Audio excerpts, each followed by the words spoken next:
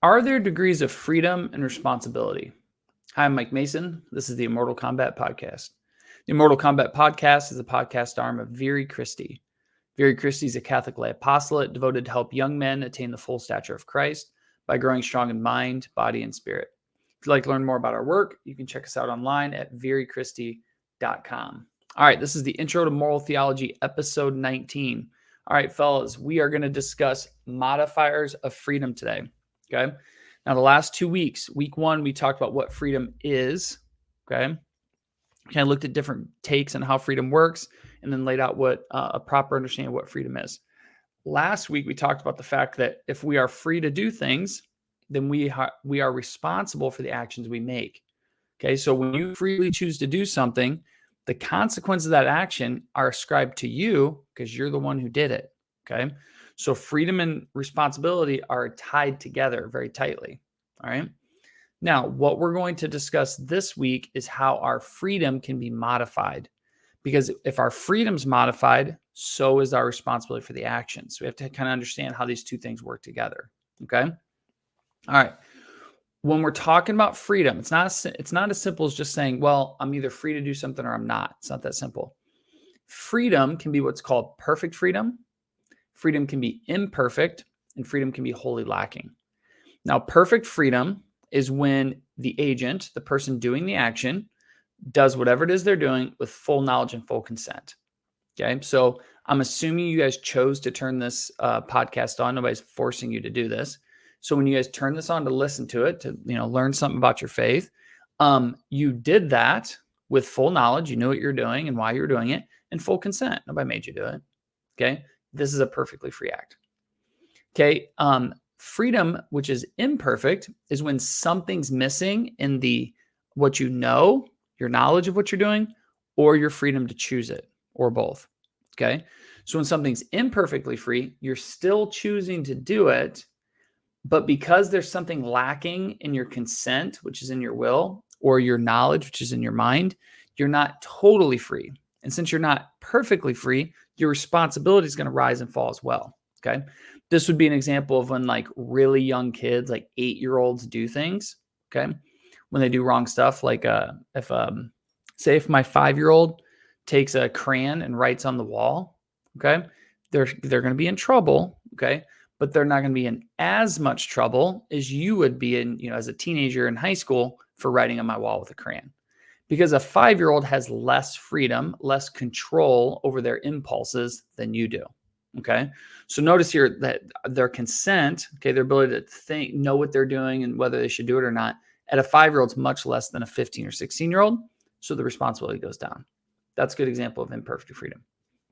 When freedom's wholly lacking, that means either you're completely ignorant of what you're doing, okay, or you have no consent in the matter whatsoever. So say when a person, you see those funny videos, people get their wisdom teeth taken out and then they wake up and they say funny stuff. Okay, maybe they say offensive stuff or they say cuss words. Well, why don't we get those people in trouble? Okay, because we say, yeah, they're saying those actions, but those aren't properly human acts because the drug, whatever they use to put them to sleep, that thing's influencing their ability to control what they're saying and doing. Okay, so they're not morally responsible for the things they say and do there. That would be a good example of someone doing something where they have no freedom. All right. There are 3 basic things that mess with our freedom. And we're just going to give like a 10,000 foot flyover view of all 3 of these things. But they're important for you guys to be aware of so that we can get to what we will at the end of the podcast, how we remedy these things. But the 3 we're going to talk about is ignorance, passion, and habits, and how these things mess with our freedom. Let's start with ignorance. When you are ignorant of what you're supposed to be doing, it messes with your freedom. Now, lots of stuff you guys do, you probably are like perfectly aware of what you're doing. You know what you're doing. Pretty straightforward.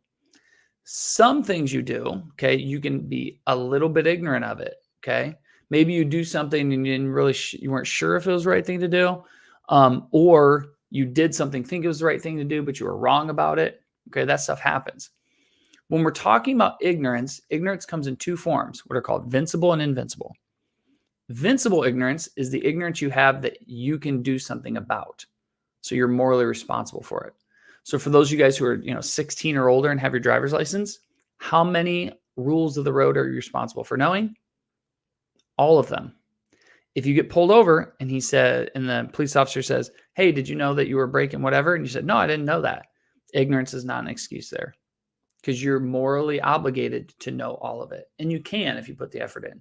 That's a good example of vincible ignorance. So vincible ignorance does not destroy freedom. It does not take away responsibility.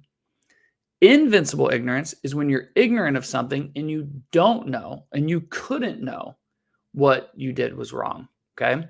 Let's say you guys went to the bank and you got, a couple $100 bills or something, and you go to buy something, and they take that little marker thing to make sure it's a real dollar, and they wipe the $100 bill and they find out it's counterfeit. Okay. Let's say they do an investigation. You're like, I didn't know it was counterfeit. They do an investigation. They found out you really didn't know. You just got the $100 bill from a bank. You don't even know what counterfeit money looks like or feels like, and you just spent it. If you were truly ignorant of it, you would not be morally or legally accountable for your action. Why? Because your ignorance is invincible. You couldn't do anything about it. So you're off the hook. Okay. So that's how ignorance works. Now we'll talk about how you avoid ignorance here in a few minutes, but you see how ignorance can make actions imperfectly free or even possibly wholly lacking. All right. The next one's passion. Passions, what these are strong movements of the sense appetites. Remember a few months ago, we talked about the irascible and concupiscible appetite, or we'd say you have pleasures for food, drink, and sex, and pleasures for difficult goods. When those desires get stirred up in you, those are called passions. Okay.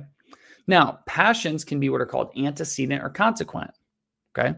Now, this isn't that tough. Antecedent means before, consequent means after. Okay. Guys, when you get a stirring your passions and your desires before you act, you are not morally accountable for those. Okay. Now think about it. If you guys go to confession, you say, forgive me, Father, for I've sinned. I saw a pretty girl and it felt nice. I was tempted to look at her. That's not a sin. Okay. A temptation is not a sin. Being attracted to a pretty girl that walks by is not sinful. Okay. It's just comes with being human. All right. That's what an antecedent passion is. Antecedent passions don't take away our freedom. So when you get that kind of feeling, ooh, there's a pretty girl there, that doesn't take away your ability to make a good choice on how you're going to think about that girl and stuff like that. So it doesn't take your freedom away, but it might make things a little more difficult sometimes. A consequent passion is a passion you have after you act. So let's say you see that pretty girl, you think, wow, it's a pretty girl. If you choose to dwell on her in ways that are demeaning to her and would be sinful, the feelings you get from those thoughts and those actions are your fault because you're choosing to do them. Okay. So the key here is that when you have passions that kind of just spring up, you don't necessarily responsible for those. Okay. So you don't need to confess them. But if maybe sometime you're honest with yourself, you're like, I'm making choices to increase these feelings. That would be something you would have to give an account for. All right. Because passions do mess with our ability and our freedom to make good choices. So, all right, last thing, our habits. Guys, what a habit is it's an ability, like a stable disposition or an ability to act in a certain way. So if you guys have the good habit of studiousness, okay, that means you can sit down and do your homework. Okay, you're capable of studying. If you have the bad habit of being lazy, then you don't. Okay. Habits mess with us because habits give us an ability to do certain things, or if we don't have that habit, we can't do them. Our habits make a difference in our actions, okay, and in our freedom. So we need to stay focused on what kinds of habits are developing. Are we developing habits to make us more free, i.e. more like what God wants us to be? Or are we developing bad habits that make us less like what God wants us to be? Which is, we talked about that a couple weeks ago with the proper understanding of freedom, all right? Which brings us to the rule, and we'll close up here. Guys, our rule of life is there to help you become more free, more knowledgeable, and more happy.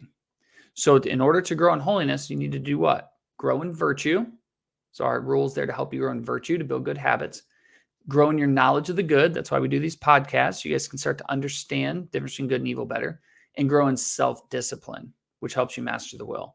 Guys, our rule of life is there so that daily you're getting reps in the spiritual life, getting reps in the moral life, so you can become the man that God wants you to be. So we'll wrap it up there for this week. I hope you guys have an awesome week.